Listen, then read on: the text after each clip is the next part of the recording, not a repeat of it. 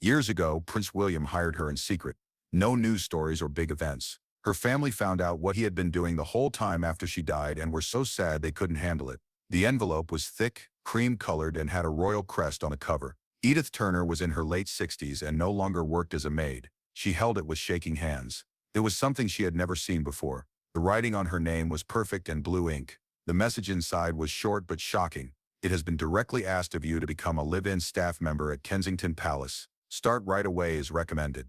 Edith was shocked. She had 3 conversations with the prince, but she had never met him in person. Jane, her daughter, looked at the letter with wide eyes. She said, "This doesn't make sense. Why would Prince William pick you, Mom?" Once more, they both looked down at the seal. That was the truth. There was no joke or reason given. After 2 days, Edith stood in her quiet bedroom with her bag open. She folded each thing very carefully. Then she reached under her closet and pulled out an old wooden box. She stopped. Her eyes got softer. She put the box in a corner of the case and softly clicked the lid shut. After a short time, her house became less clear as the cab pulled away from the curb. But soon something much bigger would start. The black car drove through Kensington Palace's iron gates. Edith was sitting in the back seat with her back straight. She had her hands on her lap, clasped together. Her outfit was simple, a blue skirt and a white blouse. Even with sensible shoes, she wasn't ready for how grand the thing she saw was. The wheels crunched on the gravel drive as the palace, which was made of stone and quiet, loomed over them.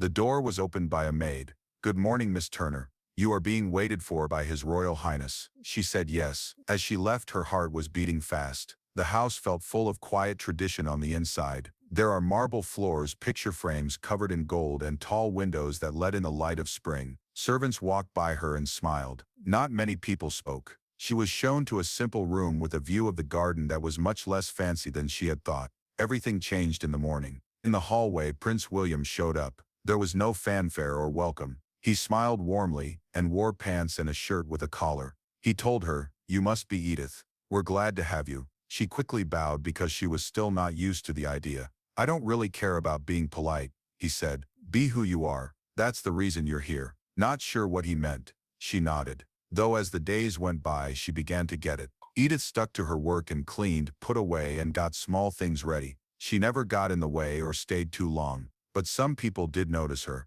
People on the staff went to her for help. William would pause for a word or question that needed her attention. She never asked for help. It wasn't necessary for her. Outside, the news was talking about the royal family's plans and problems. Edith, on the other hand, moved through the house like quiet magic. She was always on time and honest, always calm. She sat by her window with a small notebook every night before bed. She would open it, write one page, and then close it. What she wrote was hidden. She didn't say anything about it. But one night she put down her pen and looked out into the dark yard. "There's still work to be done," she told herself in a whisper. The light in her room went out. Weeks went by. Edith fit right in with the way things worked at the house. She got up early, worked hard, and never asked any questions. Not only did the staff depend on her to clean, but they also relied on her to be there and keep things calm. It was easy for her to calm people down without saying much. Prince William saw it. When he got home from a long, tiring public event one night, he saw her arranging fresh flowers in the hallway. He stopped next to her and said, "You're always here." She looked up. "I guess I am." He stayed because of the way she spoke. He joined her that night in the staff kitchen. The other people were gone. She gave him a cup of tea without making a show. They sat down at the table in the corner. William said in a low voice, "I don't talk like this to many people." Edith didn't answer. She did nothing but listen. He talked about how heavy the crown was, how lonely duty was, and how much it hurt that his mother wasn't there. She just nodded and didn't say anything. She never called Princess Diana by name, but it was clear she got it. After a long pause, he said, "Sometimes you make me think of her." "It was an honor," she said, her voice barely above a whisper. After that, they talked more often, sometimes for short periods of time and sometimes for long periods of time, never in public. After a long day or a heated meeting, William would look for her. She was always working and there, dusting shelves, folding linens, and putting books in order. He asked her something she didn't expect one night as the rain softly hit the windows. "Edith, do you still dream?" A pause came over her. The tip of a towel was in her hands. "Dreams," she said again. "Oh, I believe dreams alter as we grow older. We lose some and then find them again." William didn't push her. When she went back to folding, her hands stayed still for a moment longer than normal. At night she sat at her small desk in her room. It was open on the desk. She carefully wrote. Then she looked up at the silvery rain outside the window. She closed her eyes and let out a big breath, as if she were remembering something far away. Prince William stopped outside his study. As he walked down the hall, he took a quick look at Edith's quiet wing where she was sleeping. He still didn't know, but the house was already different in ways that no one could see. It took place on a wet Tuesday morning. Edith fell down the stone stairs that lead to the laundry room. It only took a loose step and a moment's attention to go wrong. The staff found her at the bottom. She was awake and in pain. She said she was fine and rejected an ambulance. But Prince William knew about it in less than an hour. By the afternoon, a private doctor had shown up. It was clear what to do. Rest up. Within a few days, Edith was no longer where she usually was in the castle. No more fresh flowers or napkins that fold up. Her room was still empty. There was a small vase of wilting flowers on her nightstand. There were whispers. Staff whispered in the corners. Had she gone home? Was she in the hospital? Some even wondered if the Queen had told her to be quiet. The press learned about it. The stories were in tabloids. Where is the maid for the king? The maid for Prince William goes missing. The palace put out a short message that was carefully written. Our Edith is healing peacefully while being closely watched by doctors. Thank you to everyone who sent us good thoughts. But there were no pictures, interviews or sightings. William often went to see her inside the house. People who saw him noticed a change, but he didn't talk about her being gone in public. Mornings that were quieter, yard walks that went on longer, and eyes that seemed farther away. Then in the afternoon, William's car was seen pulling up to a London law firm. He came in by himself, stayed for more than an hour, and then left without saying anything. Why? No one knew. Edith's small notebook sat untouched on her nightstand at the castle. The pages moved a little in the open window breeze as if they were waiting. When the staff talked about her, they spoke more quietly. It was a little cooler in the kitchen. Every hallway was empty when she wasn't there. They all felt it, but no one said it out loud. There was a difference. And that night, Prince William stood at the window of his office and looked out at the quiet courtyard. He looked like he wasn't sure what to think next. Edith Turner died just before dawn. No statements to the media. There were no big news stories. There was just a quiet message from the house. We are sad about the death of our dear Edith, who was a valued part of our family. At first no one really paid attention. Then there was the funeral. It was going to be a private event that took place in a small church outside of London. Simple, humble, and only for family.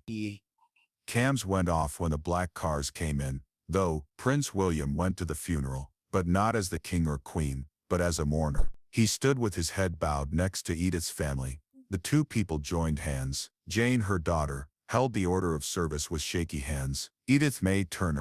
A life of quiet ease is on the front. Prince William got up to speak as the service started. She did her job with honor. She listened without saying anything. No one knew how much she gave. We will miss her a lot, not because she worked for us, but because she was there for us. His voice was a little rough. The church went quiet. Reporters on the street were shocked. Photos of the event were all over the news. Edith Turner was Prince William's secret friend and a maid who was treated like royalty. Jane went back to her mother's apartment after the service to get her things. The place was clean, as if Edith had known. Everything was quietly put together, folded and labeled. Jane stopped while going through a drawer. The wooden box was at the back of the closet, wrapped in an old scarf, and there was a single brass key taped to the bottom. She looked at it for a very long time. That night she sat at the small table and locked the box in front of her. She turned the key 3 times. It worked. When the box opened, there was a folded envelope on top.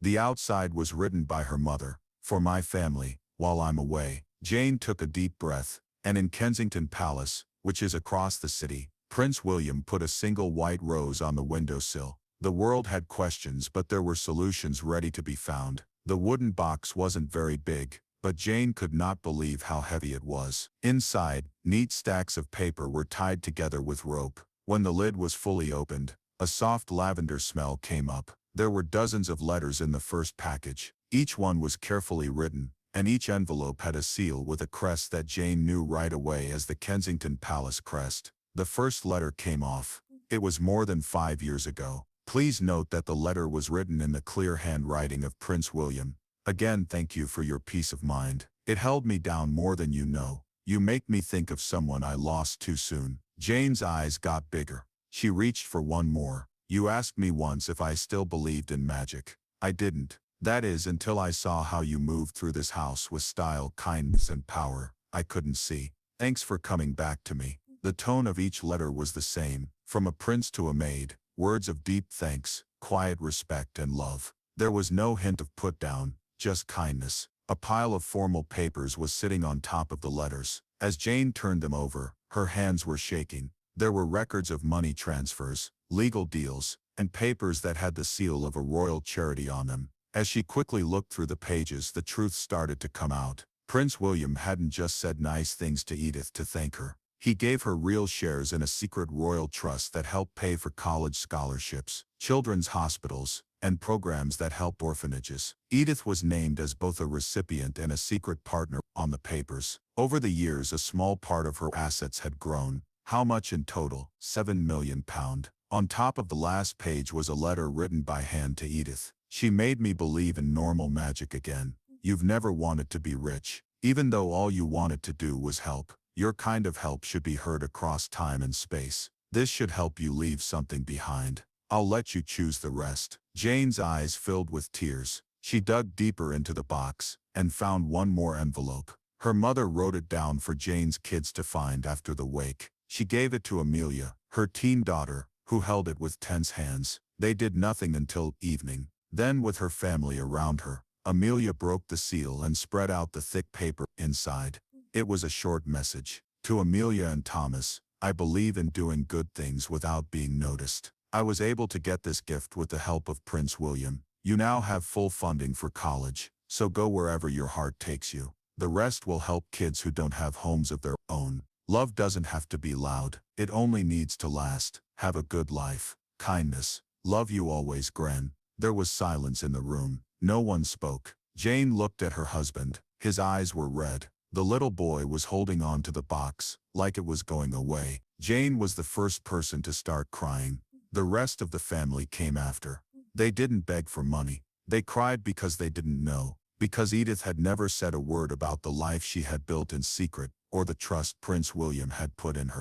For years she ironed their clothes and wiped their mouths, but they never told her about the royal letters that were hidden under her bed. They cried because it's not often that love is that quiet. Prince William was by himself in his study at Kensington Palace. Through the big windows the sun came in. A small picture of Edith from many years ago was on his desk, with a rake in one hand and a cup of tea in the other. She stood in the palace grounds and smiled softly at the person behind the camera. He sat back down. As she looked out the window at the yard, a breeze rustled the hedges. Somewhere far away, a child laughed. He gave her a small smile because he knew the story wasn't over. The world would soon find out what a maid, a mother and a calm heart could really leave behind. He didn't show many people the picture, but when a friend came to visit, he caught their eye on it and said, "She makes me think of the best in people."